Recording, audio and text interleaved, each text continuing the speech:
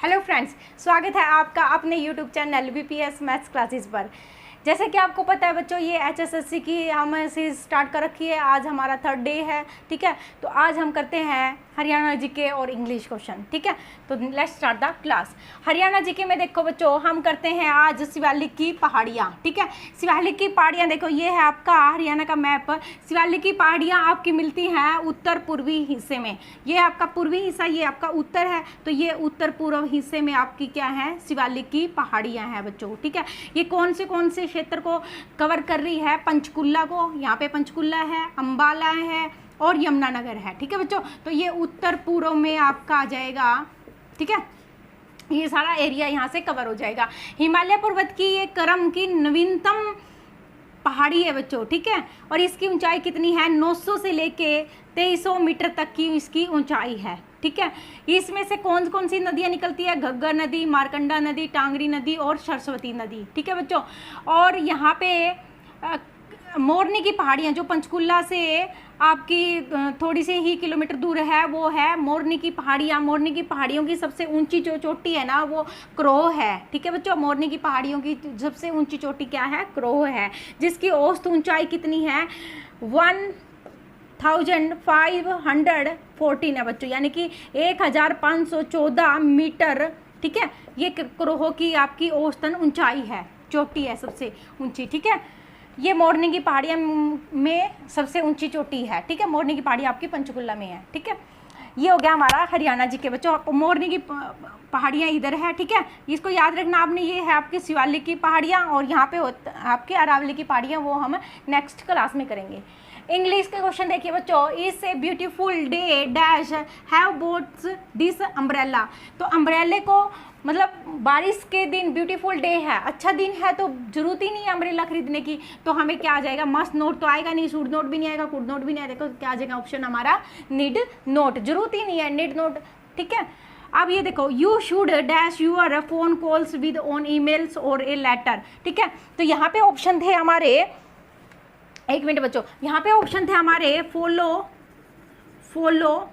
On, एक था हमारा ऑप्शन फॉलो अप, ठीक है, फॉलो अप, ठीक है। एक हमारा ऑप्शन था टेक ऑन, और एक हमारा था शो ऑन, ठीक है बच्चों। ये 4 ऑप्शन थे हमारे। तो क्या आएगा बताओ? यू शुड फॉलो अप, ठीक है बच्चों। यू शुड फॉलो अप यहाँ पे होता है जांच करना, ठीक है, जांच करना। ये फॉलो अप का मतलब होता है जांच करना, तो यहाँ पे ये ऑप्शन आपका राइट हो जाएगा, ठीक है। इस प्रकार से अब हम करेंगे साइंस एंड रीजनिंग। हाँ जी बच्चों, देखिए अब हमारा है साइंस के क्वेश्चंस। विटामिन देखिए बच्चों, विटामिन को याद करने की ट्रिक देखिए। Vitamin A retinol, B thiamine, C ascorbic अम्ल, ठीक है। इसको याद करने की एक ट्रिक है बच्चों हमारे पास, रथ पर एक ट्रॉफी, ठीक है। ट्रॉफी याद ऐसे याद कर लेना बच्चों। यहाँ पे पर है ना, ये साइलेंट कर लेना, इसको एक बार हाइड कर लेना, ठीक है। रथ से, आर से है रेटिनॉल्स, बी से है thiamine, A B C ascorbic अम्ल, डी से कैल्सीफेरॉल, ई से टोकोफेरॉल, टी है बच्चों, ये टी है, ठीक है। तो ई हो जाएगा। और के से एफ से, ठीक है, एफ से फेलोकेविनोन, ठीक है। ये हो जाएगा हमारे पास विटामिन के, ठीक है बच्चों। A B C D E and K, ये याद रख लेना, रथ पर एक ट्रॉफी, ठीक है। ये हो गया आपकी ट्रिक इनके नाम याद करने की। आपसे पूछेगा पेपर में बस विटामिन डी का कौन सा नाम है, तो आप यहाँ से कैसे कैल्सीफेरॉल ऐसे याद कर सकते हो, ठीक है। अब याद रखना है कि एक वसा में घुलनशील विटामिन कौन से हैं और एक पानी में घुलनशील विटामिन कौन से हैं, ठीक है। घुलनशील, ठीक है, घुलनशील कौन से हैं बच्चों? अब देखिए विटामिन वसा में कौन से घुलन है। एक तो पानी में याद कर लीजिए आप, पानी में बी और सी विटामिन क्या है? घुलनशील है। जो बच गए बाकी क्या बचा बच्चों? के, ई, डी और ए बचा, ठीक है। तो ये देखो क्या बन गया? कीड़ा, ठीक है, कीड़ा। तो यहाँ पे याद कर लेना, एक कीड़ा बना लेना, ठीक है। ट्रिक है बच्चों ये बस, ठीक है, कीड़ा। अब जो कीड़ा है ना, वो वसा में क्या है? घुलनशील है, ठीक है। तो वसा में घुलनशील है कीड़ा, और पानी में घुलनशील है कीड़ा, पानी में घुलता नहीं है कीड़ा, ठीक है, तो ये बच गया, जो बच गया कीड़ा, इसके अलावा बी और सी क्या है, पानी में घुलनशील है, कीड़ा क्या है, वसा में घुलनशील है। इस तरह से आप ट्रिक याद कर सकते हो बच्चों, ठीक है। रीजनिंग है हमारी, देखिए ई देखिए ई किस पे आता है, मैंने बताया था कल आपको कि ए से लेके जेड तक आप काउंटिंग के साथ आप ABCD याद कर लेना, ठीक है। तो ई है आपका 5 पे, जे है आपका 10 पे, ओ है आपका 15 पे और टी है आपका 20 पे, ठीक है बच्चों। मार्कर ले लेती हूँ मैं, हाँ जी। फिर हमें ये बताना है कि ABCD किस पे है बच्चों, ABCD किस पे है, 1 2 3 पे है, ठीक है। तो ये ऑप्शन आपका ठीक हो जाएगा, ठीक है। तो 1 का स्क्वायर, यहाँ पे देखिए सेकंड क्वेश्चन में क्या है बच्चों, 1 का स्क्वायर ये बन रहा है, 2 का स्क्वायर ये बन रहा है, 3 का स्क्वायर। तो यहाँ पे देखिए कोई किसी का स्क्वायर बन रहा है क्या, नहीं बन रहा, यहाँ पे बन रहा है, नहीं बन रहा, तो ये बन रहा है देखो 4 का स्क्वायर, 5 का स्क्वायर और 6 का स्क्वायर। इस तरह से बच्चों आपका ये ऑप्शन ठीक हो जाएगा, ये सारे रीजनिंग के क्वेश्चन हो जाएंगे। अब हमारा बचा है मैथ्स एंड हिंदी।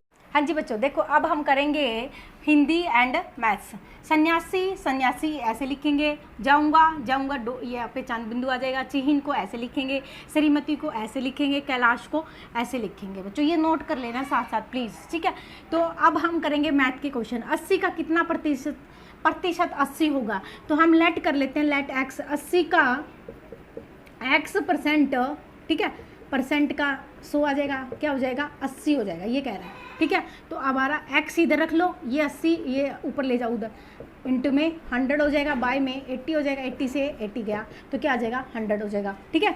एक मिनट, यहाँ पे 50 का कितना प्रतिशत 20 होगा, तो 50 का हम कर लेंगे x बाय में 100 इक्वल टू 20 होगा, ठीक है।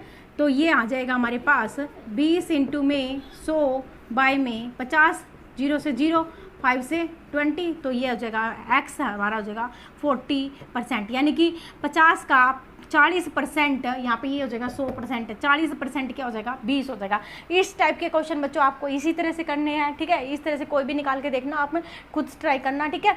तो ये आपके ऐसे क्वेश्चन हो जाएंगे। Thanks for watching, bye bye.